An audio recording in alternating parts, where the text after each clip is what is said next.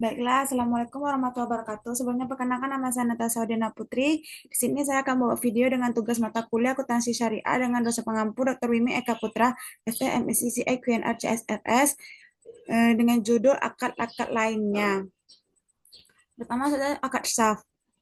Akad saf adalah menurut bahasa adalah penambahan, penukaran, penghindaran atau transaksi jual beli. Saf adalah transaksi jual beli suatu valuta dengan valuta asing yang lain. Transaksi ini bisa dilakukan baik dengan mata uang sejenis maupun dengan mata uang tidak sejenis. Sumber hukumnya dari Abu Sa'id Khudri, Rasulullah bersabda, transaksi pertukaran emas dan emas harusnya sama takarannya, timbangan dan tangan ke tangan tunainya. Kelebihan adalah riba, perak dengan perak harus sama takarannya, timbangan dengan tangan ke tangan. Kelebihan itu adalah riba. Kedua adalah rukun dan ketentuannya. Pertama itu pelaku baik penjual maupun pembeli harus cakap dan sudah balik. Objek akad dengan ketentu. Ketiga, kejab kabul serah terima merupakan pernyataan ekspresi yang saling rela antara kedua belah pihak. Yang keempat itu akad wadiah. Wadiah adalah akad penitipan barang atau dana dari suatu pihak ke pihak lain dengan catatan barang atau dana tersebut dapat diambil kapanpun oleh sang pemilik. Jenis akad wadiah ada dua, wadiah amanah dan ayah dahmana. Yang ketiga itu rukun dan ketentuan wadiah, akad wadiah. Pelaku baik pemilik maupun penyimpang barang harus cakap dan balik serta mampu menjaga barang wadiah. Kedua, objek wadiah merupakan barang yang dititipkan setelah sebelumnya disebutkan secara jelas keadaan barang yang bersangkutan. Ketiga, ijab kabul atau serah terima merupakan pernyataan kerelaan antara kedua belah pihak. Ini itu akal wal wakalah. Al-wakalah adalah akad pelimpahan kekuasaan oleh suatu pihak kepada pihak lainnya dalam hal-hal yang diwakilkan. Sumber hukumnya dalam surah Yusuf ayat 55, jadikanlah aku bendaharawan negara Mesir, sesungguhnya aku adalah orang-orang yang pandai menjaga lagi pengetahuan.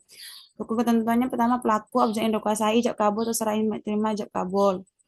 Yang selanjutnya itu akad al-kafalah adalah suatu perjanjian pemberian jaminan diberikan oleh penanggung jawab kafil kepada pihak ketiga makful lahu untuk memenuhi kewajiban pihak kedua atau pihak yang ditanggung. Jenis akadnya yaitu akad binaf, bil ma'al, kafala bitamsli, al munajaza dan al mualakah.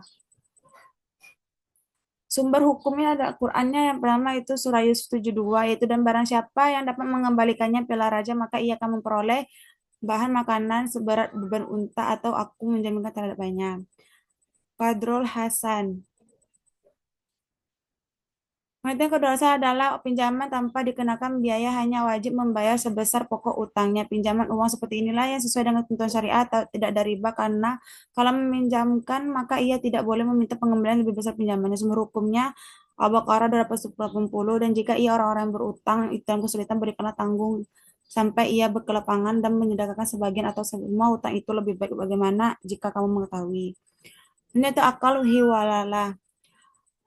Secara Arafah secara Arafah berarti pengambilan pemindahan perubahan warna kulit atau memikul sesuatu di atas pundak.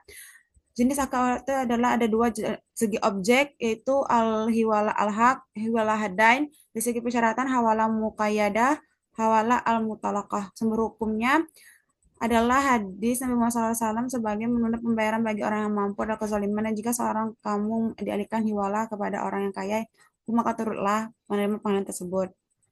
Yang terakhir adalah akad al-rah.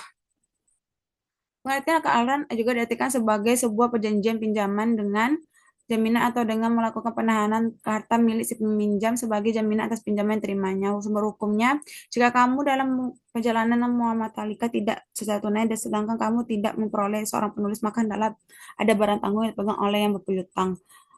Selanjutnya itu rukun akad tentang pelaku akad yang terdiri dari pihak menggadaikan dan pihak yang menerima gadai. Objek akad berupa barang dan gadaikan utang, ijab kabul atau serah terima. Sekian, terima kasih. Baiklah itu para materi saya. Saya mohon maaf jika ada kesalahan. Saya tutupi dengan wabillahi taufiq wal hidayah. Wassalamualaikum warahmatullahi wabarakatuh.